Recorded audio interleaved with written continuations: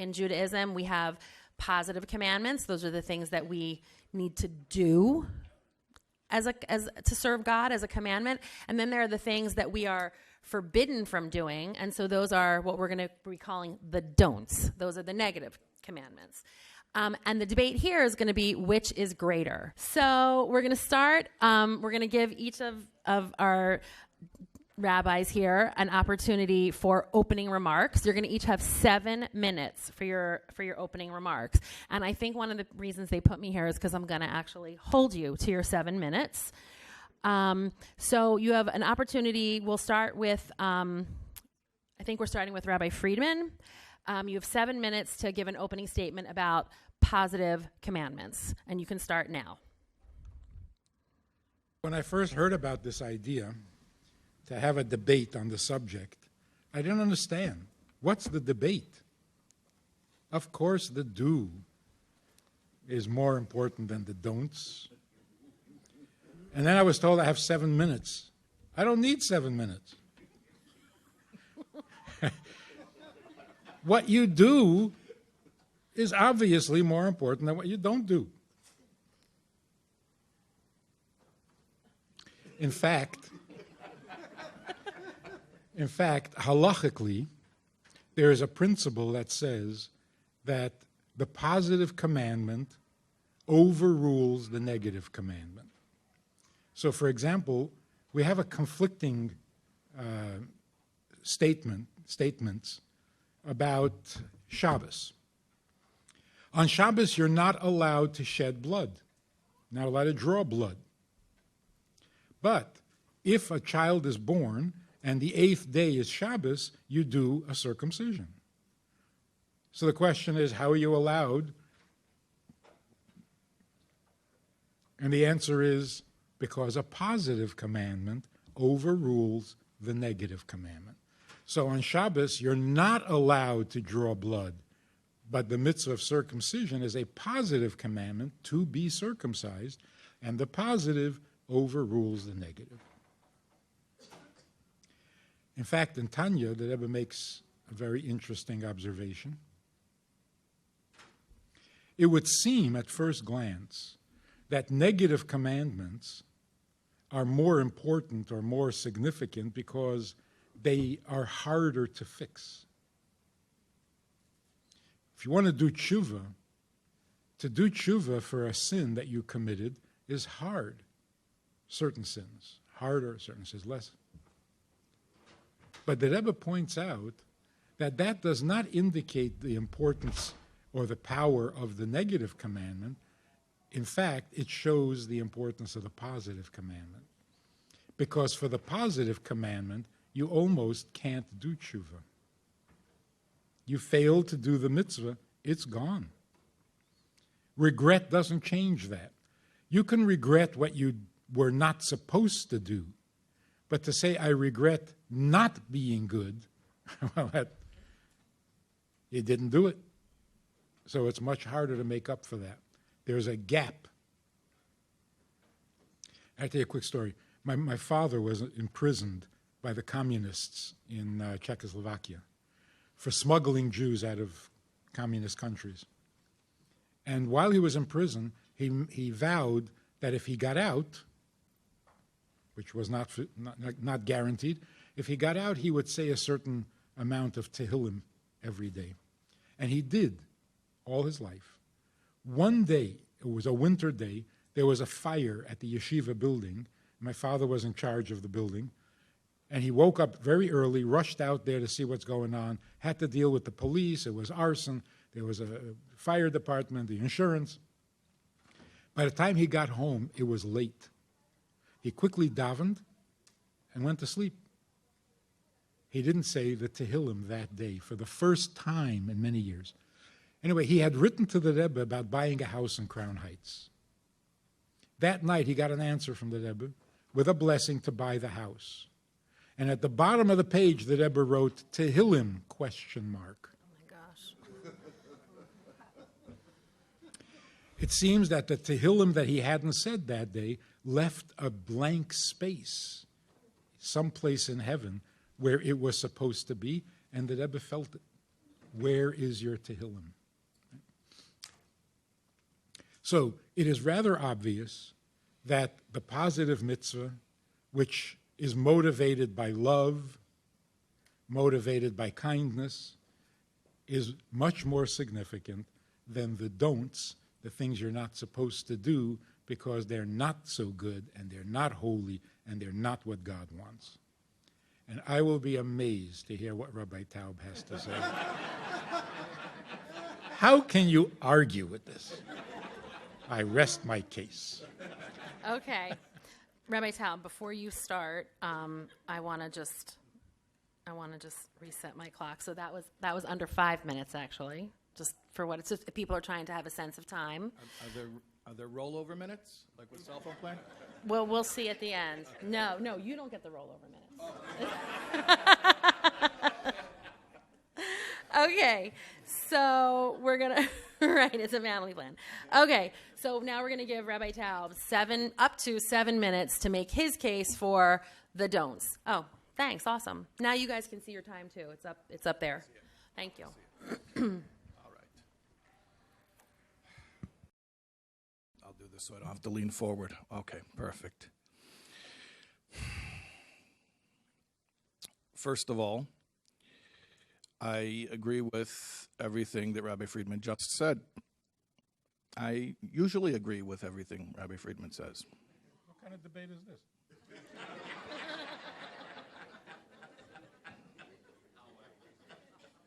No, however. No. And that's no contradiction to the fact that I intend to explain that the negative prohibitions are greater than the positive commandments. I'm not going to disprove anything that Rabbi Friedman said. It's all true. But I'd like to bring out another angle. What is a mitzvah? What's a mitzvah altogether? A mitzvah is a connection. It comes from the word tzavsa, which means a bond. And every mitzvah that we do, whether positive or negative, is another bond with the commander of the commandment, with God. And each mitzvah is another type of bond. What's the difference between the type of bond that's forged through the performance of a positive commandment and the type of bond that is forged through the adherence to a prohibition, a negative mitzvah? We have to understand that there are levels.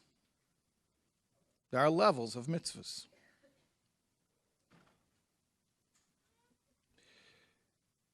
When Moses first meets God at the burning bush, and he asks, "Who are you?"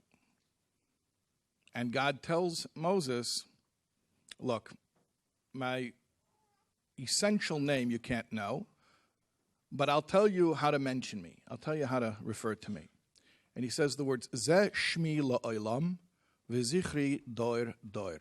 This is my name forever, and my way of being mentioned for all generations. And the Alter Rebbe, the Balatanya, explains in Torah Oir, which is a collection of his discourses on the Parsha,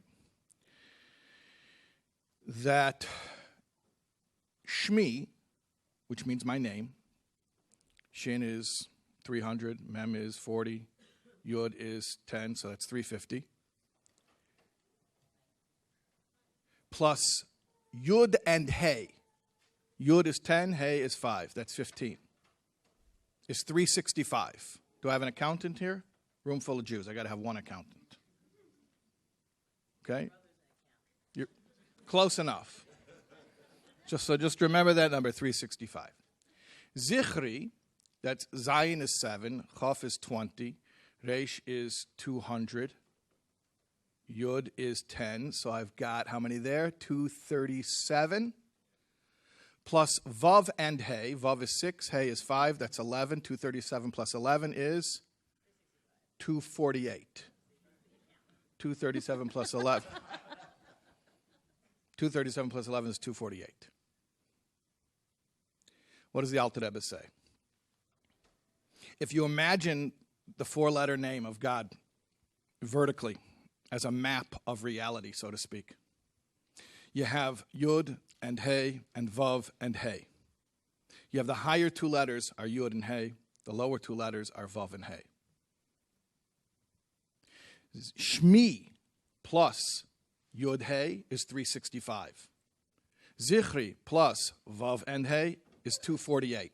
What does it show you? That the 365 is up here, the 248 is down there. What is 365 and 248? 365 prohibitions, 248 positive commandments. The negatives are higher than the positives. Okay, so I just told you a lot of gematria and numbers. Okay, but how do you explain this? Let's bring this down to earth. Every mitzvah is a connection, but there are different levels of connection. Some energy, godly energy, lends itself to our being able to harness it, to channel it. And it expresses itself in a mitzvah that you can do, that you can pick up in your hand. You can pick up the lulav and the esrog, and you can hold them in your hands. And when you do that, you're actually channeling this godly energy.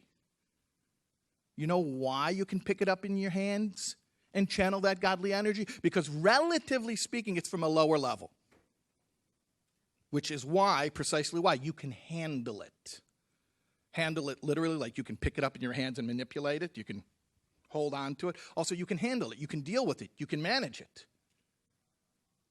There are lights, there are energies from God that are so lofty that we can't handle them.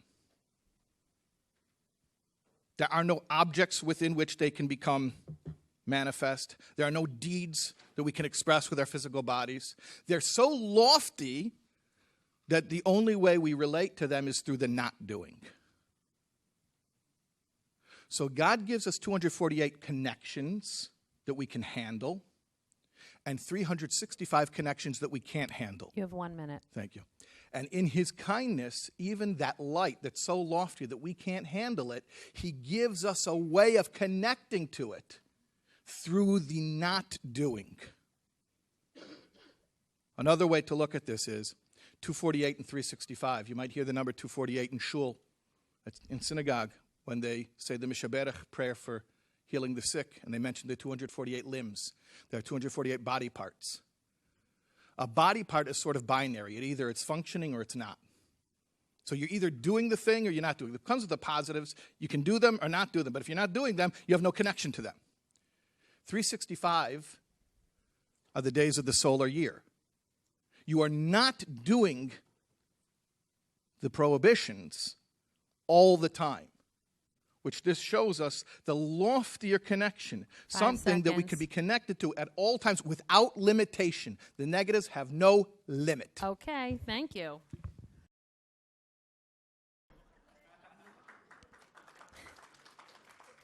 Okay, so now we're going to have a question to the do side.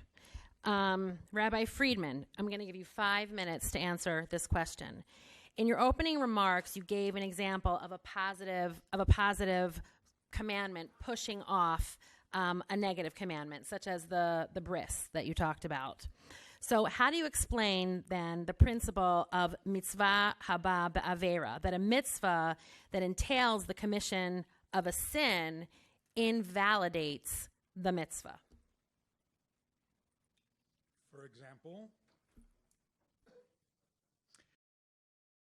For example, if you steal a lulav and an esrog, can you fulfill the mitzvah with it? And the answer is no.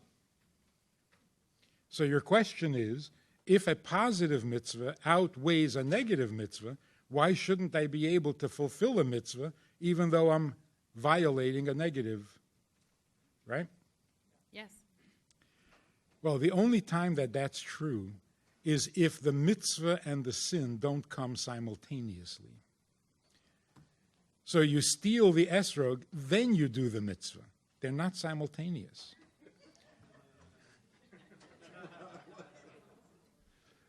Or you steal the sukkah. Then you sit in it and fulfill a mitzvah. See, there, the positive does not negate or cancel the negative, because they're not in conflict. They're two separate activities, So you can actually do both. which means you can do the mitzvah without stealing it. So why should it cancel? But when they're in conflict, and it's got to be one or the other, then the positive mitzvah outweighs the negative mitzvah. But where you can do both, then do both. And if you choose to do the mitzvah dafka through the sin, that's not acceptable because it's not necessary. Could you just say a little bit more about the if you stole a lulav? I switched it to the sukkah. Okay, could you say a little more about that? Yeah, It's a little because- harder to steal a sukkah. You're too lazy to sin? The problem with stealing a lulav and esrog is that when you pick it up, you fulfill the mitzvah.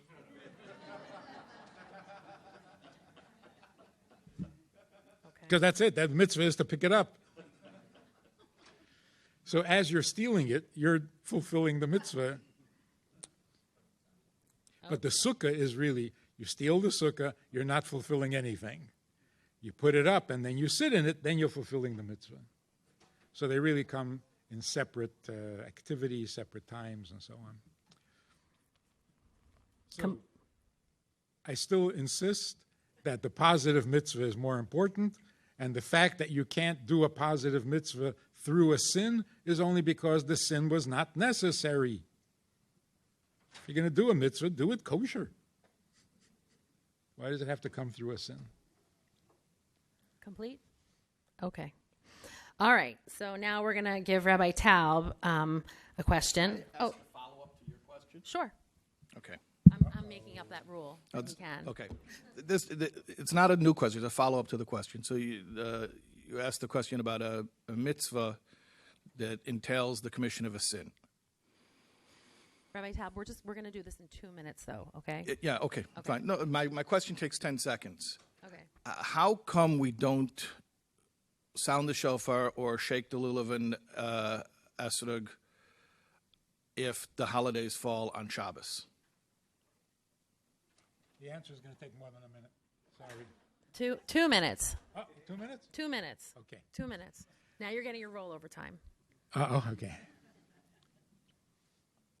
The rabbis decreed that when Rosh Hashanah comes out on Shabbos, we should not blow the shofar. Why? Because some people don't know how to blow the shofar, and they will take the shofar to their teacher's house to ask for instruction. And they will carry the shofar on Shabbos when you're not allowed to carry.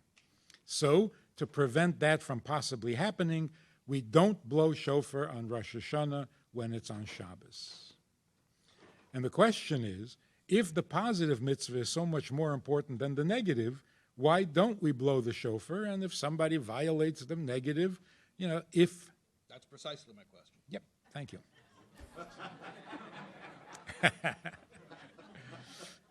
Now, the only answer that exists is in Chassidus. Chassidus says that on Shabbos, you don't need to blow shofar because what the shofar accomplishes is accomplished by the Shabbos itself. Therefore, there is no obligation really to blow the shofar, so that if you did blow the shofar, it is very likely to end up causing somebody to sin because the holiness of it is lacking. So it's not that the negative commandment is more important, not violating Shabbos is more important than blowing the shofar, but because on Shabbos, blowing the shofar is not really a necessary mitzvah at all because Shabbos does it for you. Okay, thank you. Okay, Rabbi Taub, we're going to go to your question now, okay? So this is to the negative side. 5 minutes to answer. If someone is beginning to keep mitzvahs, would you encourage them to begin with the positive commandments or the negative commandments? Okay, I see why this is sort of a gotcha question. Because I have gone up to strangers on street corners hundreds, maybe thousands of times and asked them to do a mitzvah like putting on tefillin. And I don't think I've ever asked a stranger to stop sinning. So, yeah, very, very good question. Great question. I give up. No. You are not allowed to give up. King David writes in the Psalms, Sur me'ro v'asei toiv, turn away from evil and do good. So there is such a concept as beginning with making sure you're refraining from evil and then focusing on being proactive. There is such a concept. Nevertheless, you ask a good question. If I'm going to go to a stranger and I'm going to start to get them involved in mitzvahs, how am I going to open? And it's true. I absolutely.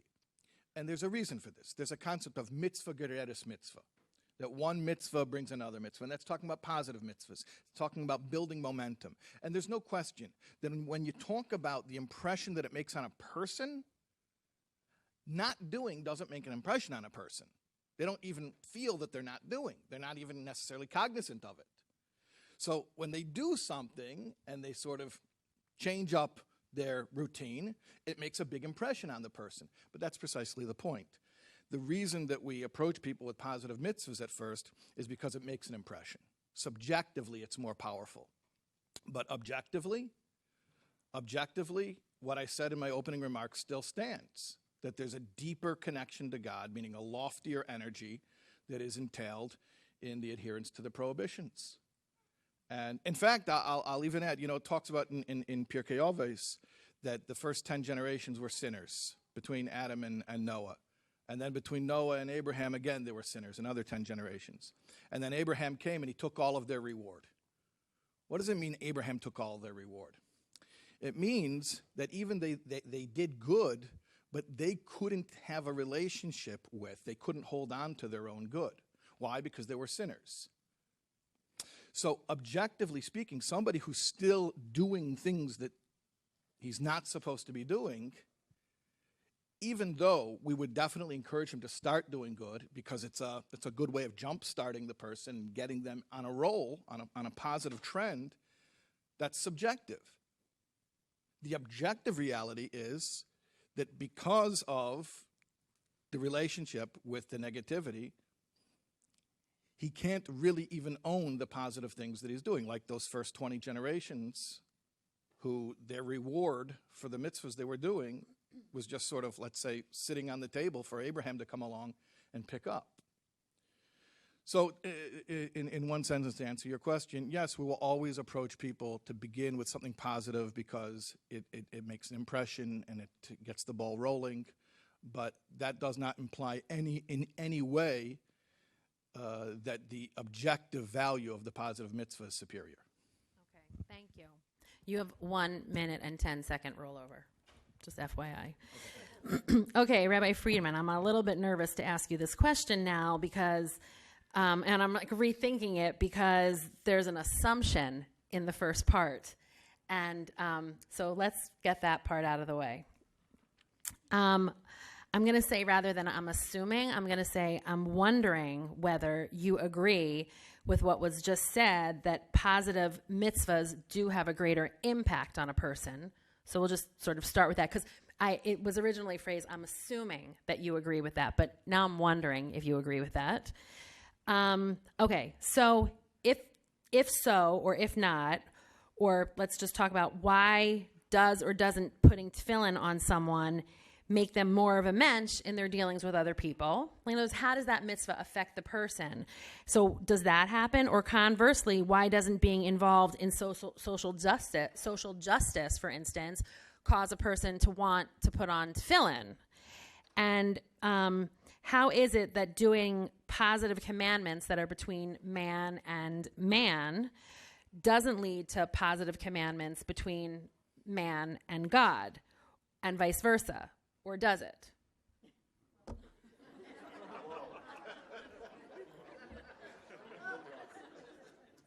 What?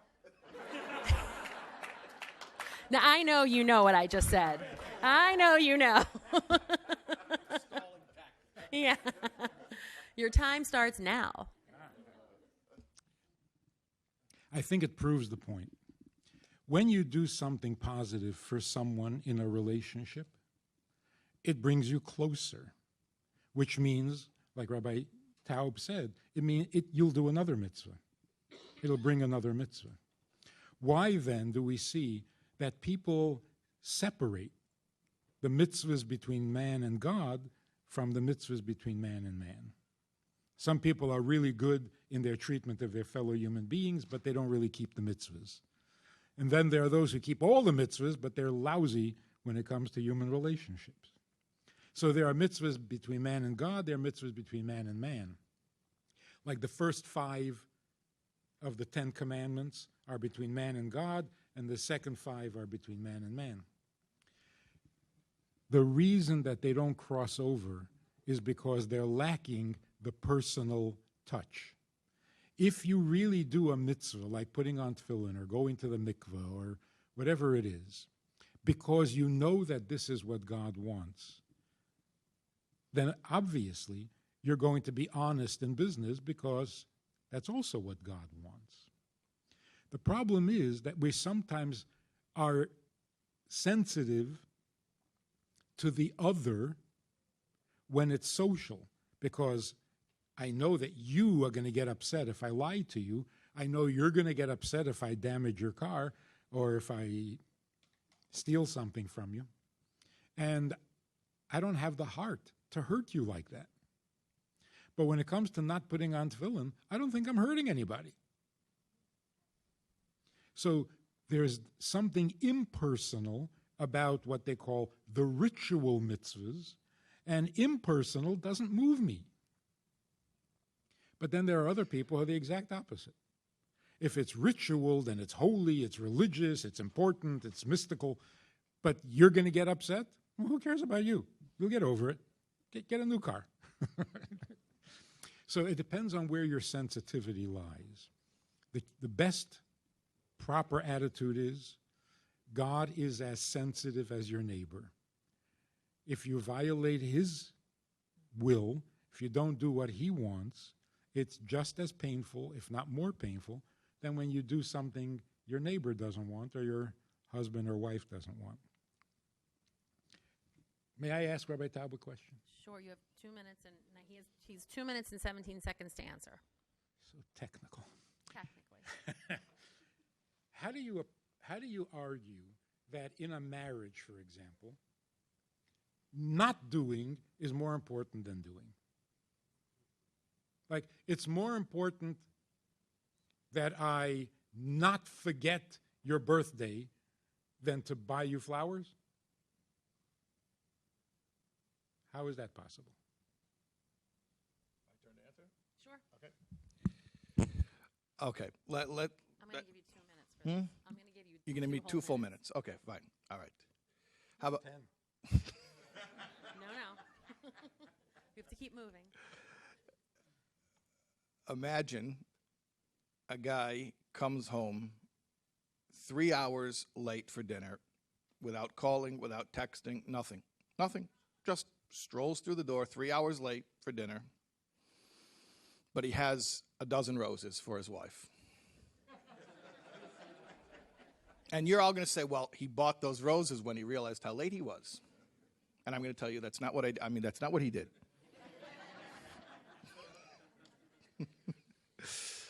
He bought the roses at lunchtime. He saw some guy selling them on the street corner, and he actually got the pink roses because that's his wife's favorite color, roses. He bought the pink roses, and he had them on his desk all afternoon. He was looking forward to bringing them home to her. And but then something happened at 5 o'clock. He got a call.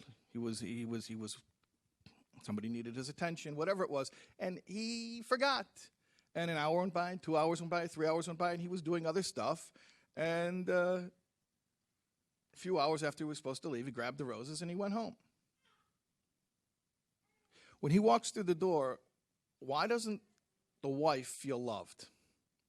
Is it that she's just being difficult?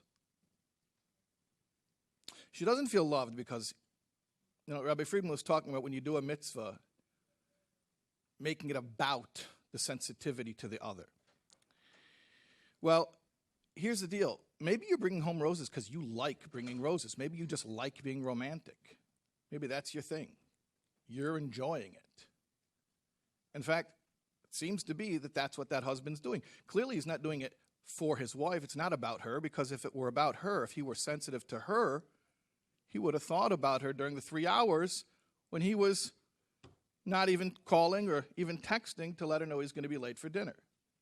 So where do we see the real sensitivity to the other? Not just in the love, because you can do and do and do, and just because it's an expression of what you like. When do you see real deferment and reverence and respect for the other is when you're sensitive to what would hurt them. My time's up. Your time's up. Would you like to respond for a minute, Rabbi Friedman? I'm impressed. Okay. I didn't think you could do it. Okay. Rabbi Taub, ready? Okay. 5 minutes. You explained earlier how the negative commandments bring a lofty energy into the world, okay? And you distinguish between this effect on the world and the effect on the person who does the mitzvah. So what effect, so to speak, on God? What about the effect on God, which Rabbi Friedman talked about a little bit, but what about the effect on God? Are you saying that we don't do this, that what we don't do for God is as great as what we do for God? Greater, yeah, greater. Okay. Do you want to say a little bit about that, or you don't? Yeah, sure. Okay. Yeah. Okay. So, but I would just change the wording of the question. You asked, would you say what we don't do for God is as great as what we do for God? Yeah. And I would just change it slightly. It's not about what you do for God and what you don't do for God. It's what we do for Him and what we don't do because of Him. Mm-hmm. And Rabbi Friedman asked me, about a marriage. Think about it like this: where is the greater connection? What we do for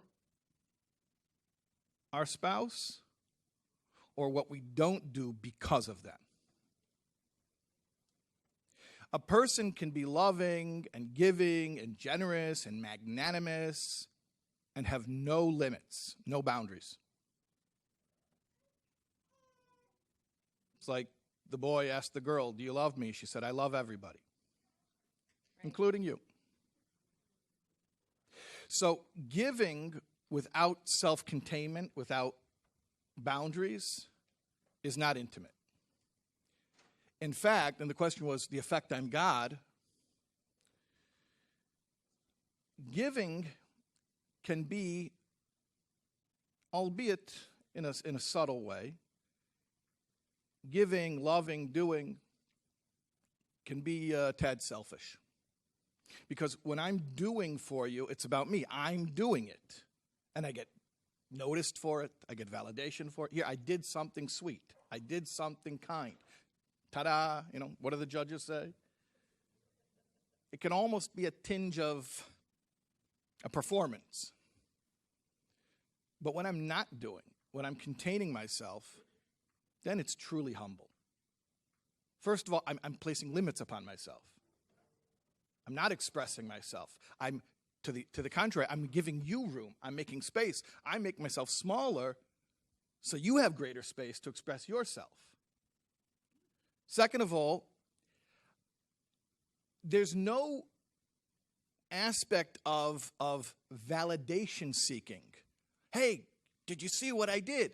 You can only do that with a positive mitzvah. Did you notice what I did? But think about the things that you're sensitive to not do. You don't get credit for that. Like if you go up to somebody and say, "By the way, there was something really inappropriate that I was going to say to you.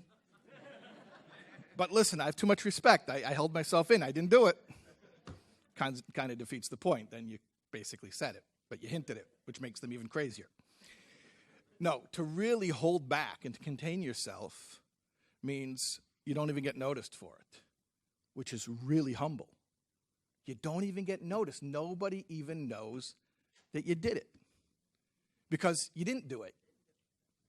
It was something that you didn't do. And no one will even know what you could have done. So, you talk about the connection to God. It's just like in a marriage, that the real commitment, the real devotion is when we can be humble enough to make space for him, to say to him, I will allow you to inconvenience me. Think about the opposite. I'm not trying to reduce Rabbi Friedman's argument to an absurdity, but I will. But I will. I'll just take your argument and bring it to an extreme. I'll bring it to an extreme. If positive is truly more important than negative, that means I can do whatever I want. I have no limits. Whatever I like, I can do it. If I want to do it, I indulge. Even if you don't like it, even you told me you don't like it, even if you find it disrespectful. As long as I'm mindful to do the things that you like. That sounds intimate. How about this? Why don't we start with contain yourself. Don't do the things that hurt me. And then in that environment of safe boundaries, where I know that you won't violate me, you won't do what I don't want you to do, you won't go where I don't want you to go, in that environment of safety, then yeah, I feel open and vulnerable enough to accept the things that you do for me. Thank you. Okay. All right. Oh, by the way, let me add one more thing. Rabbi Friedman mentioned the two tablets between man and between man and God.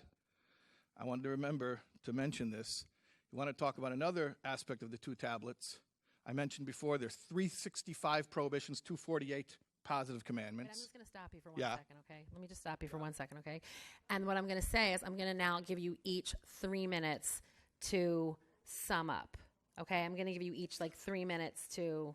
We're out of questions. I'll give you each 3 minutes. So what you're going to say now, I think you can say in your summation, okay? And you can start now. You, Rabbi Taub, can start now.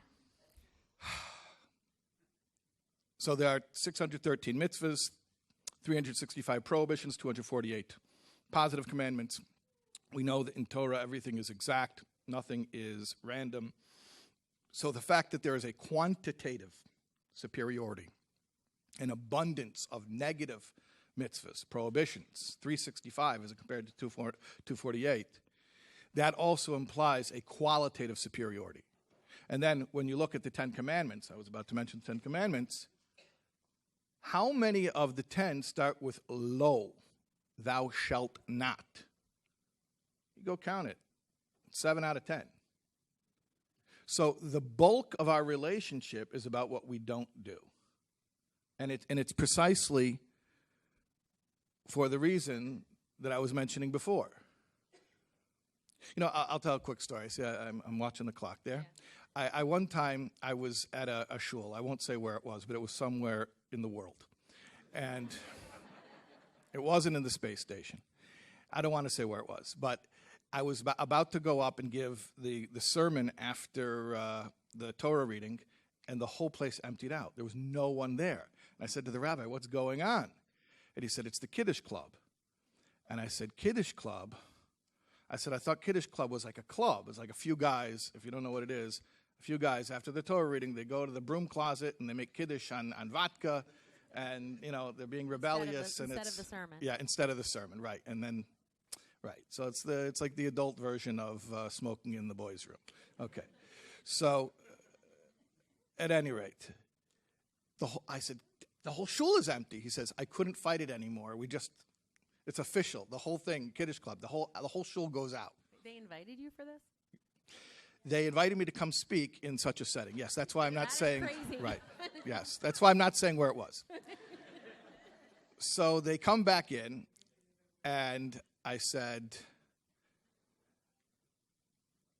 you know, I've been to a lot of shuls all over the world, and I've seen a Kiddush Club. I've seen many times a Kiddush Club. But you know what? I've never seen a Havdalah Club.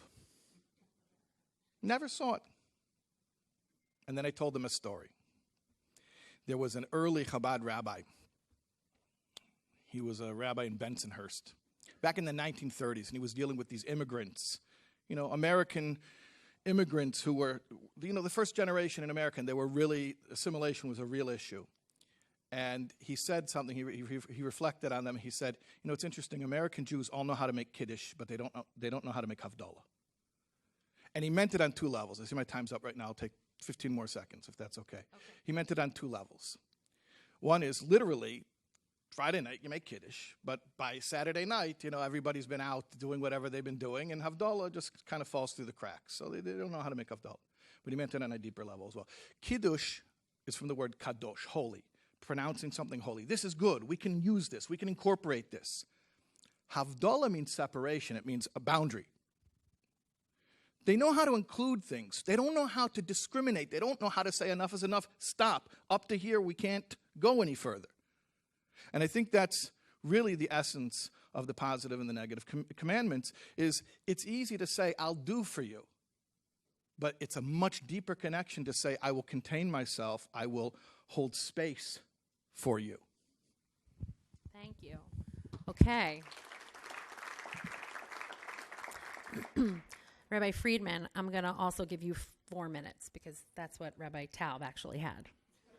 if you want it.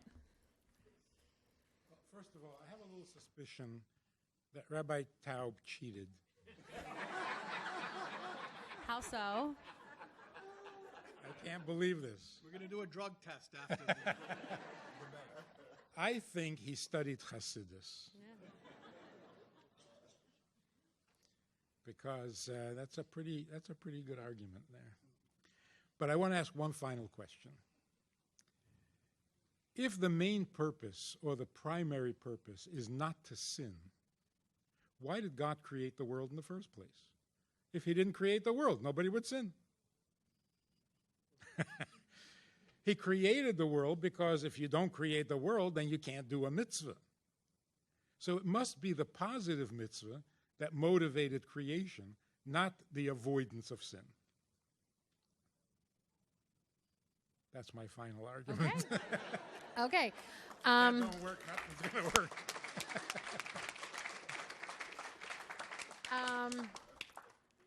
Do you want to take 1 or 2 questions from the audience before we... I like that look on your face. That makes me want to say, yeah, let's take a question from the audience. Do you want to take... I'm going to take 1 question and think about your question, okay? Like, think about the question. I'm going to take 1 for the don'ts and 1 for the do's. Who has a don't question? Okay, this lady right here. Well, if you don't ask a question, it's even better. No. Okay, this lady here, 1 for the don'ts.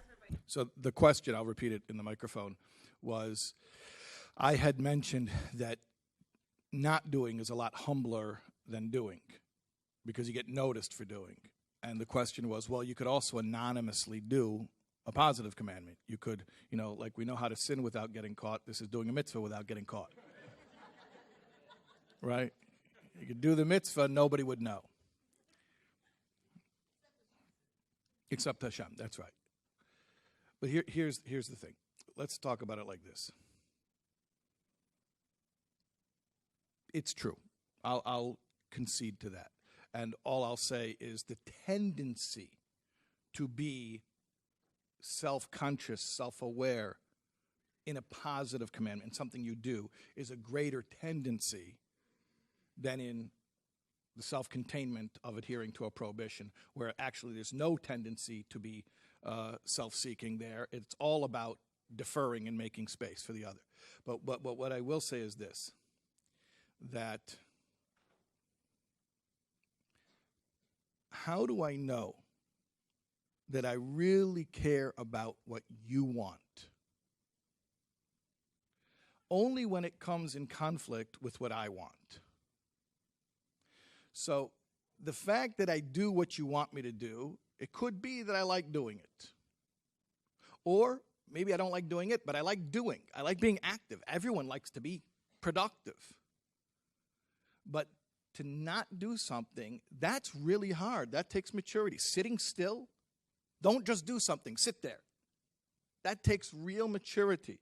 And so too in a relationship, the real mature bond is when I can do that, when I can contain myself.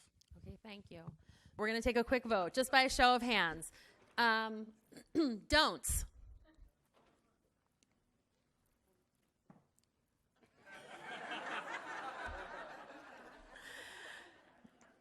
Really? There's my husband raising his hand on the don'ts. What? Like, what? You need to raise your hand again. Do's. I think the don'ts won from the do's and the don'ts. The don'ts won. Wait, I have one more. Both. Yeah, the audience won. That's right. Okay, so everyone, thank you so much for joining us for our debate. What? Oh, closing? You want to close? Oh, I'm sorry. I would have voted after your closing. I'm so sorry. I didn't realize you didn't. Go ahead. Please close. Please. Okay. Go. You go.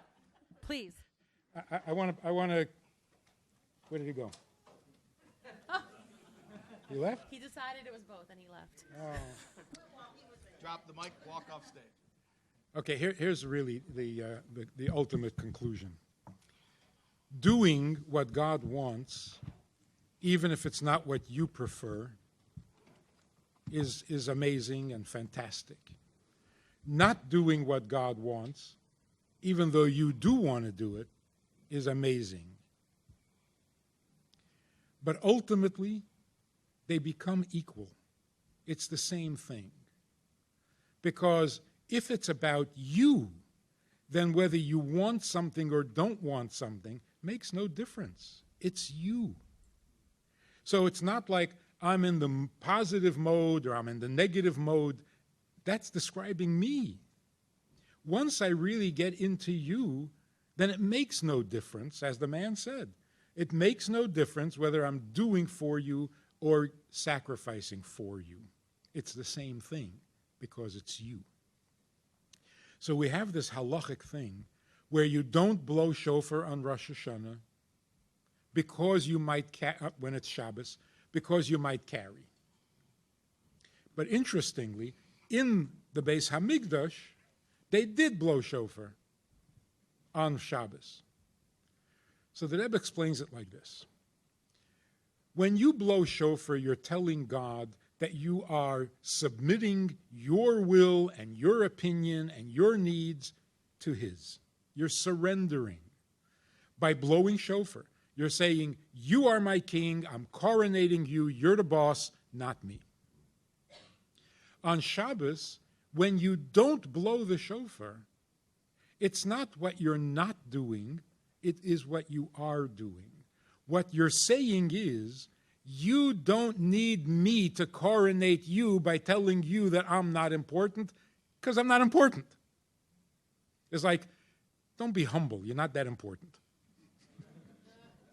So if you feel like you need to humble yourself, not exactly humble.